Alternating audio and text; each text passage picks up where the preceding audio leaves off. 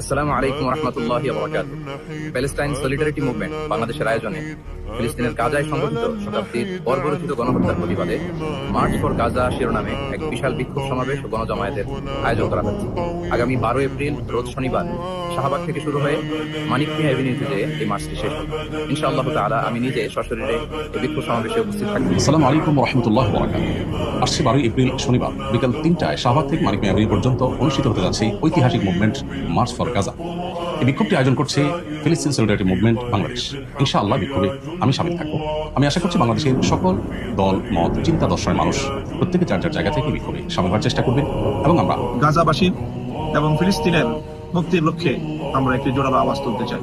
Palestine solidarity মুভমেন্টের পক্ষ থেকে আগামী 12 এপ্রিল শনিবার বিকেল 3টায় শাহবাগ থেকে মানিক মিয়া এভিনিউ পর্যন্ত এক সর্বদলীয় মানবতার বিশাল প্রতিবাদী বিক্ষোভ মিছিল অনুষ্ঠিত হবে।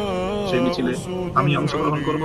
আপনাদের সকলকে সেই মিছিলে অংশগ্রহণ করে ফিলিস্তিনি মুক্তি আন্দোলনকে সমর্থন এবং সংহতি জানানোর উদাত্ত আহ্বান জানাচ্ছি। আগামী শনিবার 12 এপ্রিলে প্যালেস্টাইন সলিডারিটি মুভমেন্টের আহ্বানে এই প্রোগ্রামে আমি থাকবো ইনশাআল্লাহ। শাহবাগ থেকে শুরু হয়ে মানিক মিয়া এভিনিউ হয়ে পুরা দেশবাসী দলমত নির্বিশেষে এই জেনোসাইডের বিপক্ষে সকলকে আসার জন্য আহ্বান জানাচ্ছি।